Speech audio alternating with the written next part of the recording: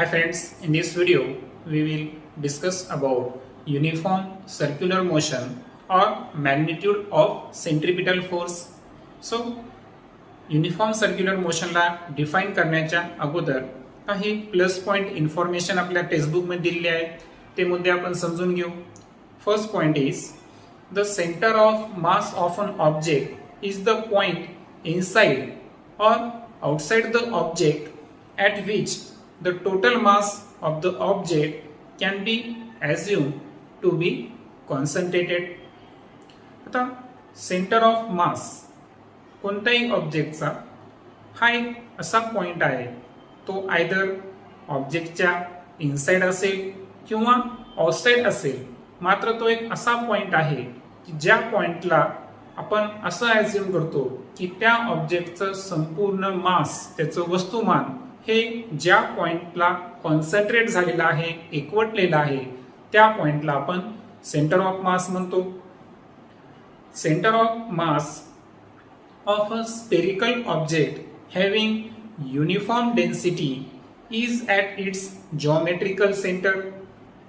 आता एखादा spherical object आहे ज्याची की डेन्सिटी ही युनिफॉर्म असेल, तर त्या ऑब्जेक्टचा जो जॉमेट्रिकल सेंटर असेल हाच त्याचा सेंटर ऑफ मास असतो. जसं की सर्कलचा जो केंद्रबिंदू आहे, ओके, सेंटर ऑफ सर्कल, तर तशा प्रकारचा जो जॉमेट्रिक सेंटर आहे तोच स्पेरिकल ऑब्जेक्टचा हा सेंटर ऑफ मास असतो. मात्र कंडिशन काय आहे की तो स्पेरिकल ऑब्जेक्ट हा युनिफॉर्म डेन्सिटी असणारा पाहिजे. Then the centre of mass of any object having uniform density is at its centroid. आणि सेंटर ऑफ मास हा कोणत्याही ऑब्जेक्टचा जर पाहिला की ज्याची डेन्सिटी युनिफॉर्म असेल, तर हा सेंटर ऑफ मास हा त्याचा सेंट्रॉइड असतो. सो अशा प्रकारची ही इन्फॉर्मेशन जी की सेंटर ऑफ मास बद्दल आपण पाहिली. त्यानंतर आता आपली जी मुख्य कन्सेप्ट आहे युनिफॉर्म सर्क्युलर मोशन, तर the motion of a particle along the circumference of a circle with constant speed it is known as the uniform circular motion. तर कोणताही पार्टिकल जो गोलाकार फिरत आहे आणि गोलाकार फिरत असताना त्याची स्पीड जर कॉन्स्टंट असेल, तर डेफिनेटली त्या मोशनला आपण युनिफॉर्म सर्क्युलर मोशन म्हणतो. आणि डेफिनेटली प्रत्येक ऑब्जेक्ट हा सर्क्युलर मोशन मध्ये असताना तो सेंटर सिकिंग असतो, सेंटरकडे जाण्याचा प्रयत्न करतो. आणि या अगोदरही आपण पाहिलं की तो फोर्स हा सेंट्रिपिटल फोर्स असतो. सो बुक्स मध्ये जी इन्फॉर्मेशन दिलेली आहे त्यानुसार जर डेफिनेशन पाहिली आपण UCM ची, the motion of a particle along the circumference of a circle with constant speed is known as the uniform circular motion. म्हणजे पार्टिकलचं मोशन हे त्याच्या सर्क्युम्फरन्स अर्थातच परिघावर पाहिजे. म्हणजे एक प्रकारचं जसा परिघ असतो ती पार्टिकलचे मोशनची पोझिशन असेल. आणि हे रिव्हॉल्युशन होत असताना पार्टिकल जो आहे तो सेम स्पीडनं, कॉन्स्टंट स्पीडनं जर रिव्हॉल्व होत असेल, तर definitely it is a uniform circular motion. Such a motion is possible only when the object is constantly acted upon by a force directed toward the center of the circle. म्हणजे UCM साठी जो particle या ठिकाणी revolve व्हायला तो along the radius and toward the centre of the सर्कलला तो act झाला पाहिजे. आणि डेफिनेटली त्यामध्ये जो फोर्स पाहिजे आपल्याला तो फोर्स असेल सेंट्रिपिटल फोर्स. आता मॅथमॅटिकली आपण काही गोष्टी समजून घेऊया. आता आपण कन्सिडरेशन करू की एक ऑब्जेक्ट आहे ज्याचं मास आहे m, त्यानंतर त्याची जी स्पीड आहे ती आपण v कन्सिडर करू, आणि सर्कलची जी रेडियस आहे ती आपण r कन्सिडर करू. आणि या कंडिशनमध्ये सेंट्रिपिटल फोर्स जर काढायचा असेल तर डेफिनेटली त्याचा जो फॉर्म्युला असेल तर तो असेल F is equal to mv square upon r. आणि यामध्ये जो एफ आहे हा असेल फोर्स, त्यानंतर M mass, V velocity of object and R is the radius of the circle.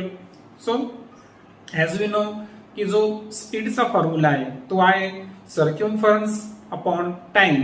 And so speed जर काढायची असेल आपल्याला, आता या ठिकाणी जो सर्क्युम्फरन्स अर्थातच ते पार्टिकल कडून ट्रॅव्हल केलेलं डिस्टन्स आहे, आणि सो व्ही ची किंमत फाइंड करायची असेल, आता या सूत्रामध्ये आपल्याकडे व्ही ची किंमत नाही, तर velocity is distance upon time, आणि इथे जे डिस्टन्स आहे सर्क्युलर मोशन मध्ये, युनिफॉर्म सर्क्युलर मोशन मध्ये ते असतं circumference. And circumference C is equal to 2 pi r, and so we can write v is equal to 2 pi r upon t, and where t is the time to take complete one revolution. Then आता ही किंमत जर आपण equation number 1 मध्ये जर place केली, okay, ही किंमत आपण equation number 1 मध्ये पुटअप करू. So we get f is equal to m, आणि v ची किंमत 2 pi r upon t आहे, पण इक्वेशन मध्ये v स्क्वेअर दिलेलं आहे आपल्याला.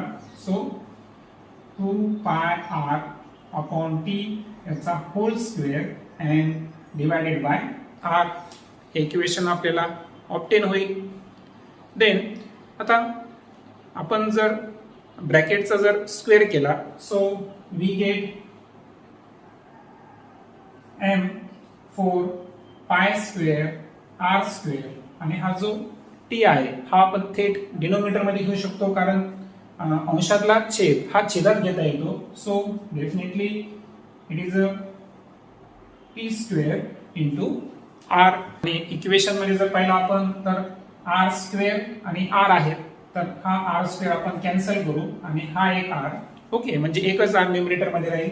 And so F is equal to M 4 pi square R divided by T square, हा फोर्सचा एक फॉर्म्युला आपल्याकडे ऑब्टेन होईल. Okay, then multiply and divided this equation by R square. तर या इक्वेशनला आपण आर स्क्वेअरनं मल्टिप्लाय पण करू आणि डिवाइड पण करू. मग हे केल्यानंतर जर आपण पाहिलं तर फॉर्म्युला असेल आपल्याकडे 4m pi square R cube divided by T square R square. त्यानंतर आता यामध्ये आपल्याला आर क्यूब आणि टी स्क्वेअर यांचा जर आपण विचार केला तर आपल्याला केपलर्स लॉ आठवतो, आणि सो केपलर्स लॉ जो आहे तर तो आपण जो पाहिला होता, तर Kepler's law is T square upon R cube is equal to K. Okay, आणि डेफिनेटली हे जे इक्वेशन 4 आलेलं आहे त्याला आपण त्या स्वरूपात मांडण्याचा जर प्रयत्न केला, अँड सो केपलर्सच्या थर्ड लॉचं हे जे रिलेशनशिप आहे हे आपण जर यूज केला तर इथं पण टी स्क्वेअर ऍक्च्युअल डिनोमिनेटर मध्ये आहे आणि आर क्यूब हे न्यूमरेटर मध्ये आहे, म्हणजे जेव्हा आपण के ची व्हॅल्यू प्लेस करू तेव्हा ती डिनोमिनेटर मध्ये प्लेस होईल. And so we can write F is equal to 4m pi square divided by K into R square. आणि या ठिकाणी लक्षात ठेवायचं की 4m pi square upon K is nothing but it is a constant. So thus Newton concluded that centripetal force, which is the force acting on the planet and is responsible for its circular motion, must be inversely proportional to the square of the distance between the planet and the sun.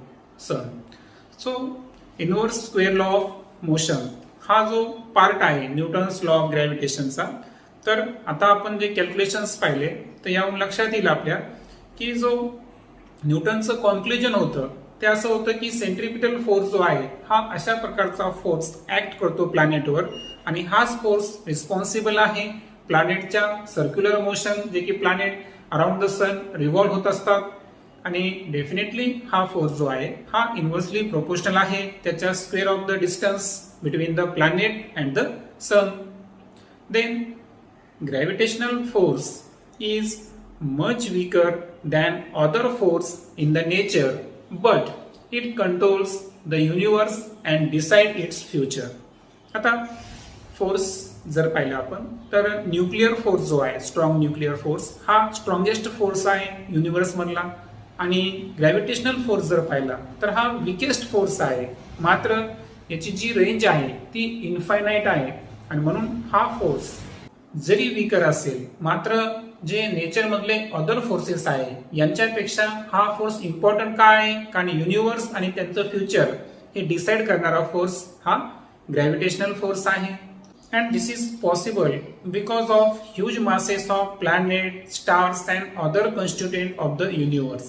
आणि हे जे युनिव्हर्सचं future आणि gravitational फोर्सचे जे feature पाहिलं आपण, तर definitely this is because the huge masses, प्लॅनेटचं किंवा स्टारचं जे मासेस आहे किंवा अदर कन्स्टिट्यूट असतील या सर्वांचं मास हे ह्यूज असल्यामुळं हा ग्रॅव्हिटेशनल फोर्स या ठिकाणी नेचरमध्ये हा खूप इम्पॉर्टंट टाईपचा असा फोर्स आहे. So that's all information about UCM. In next video, we will definitely discuss about Earth's gravitational force. Thank you.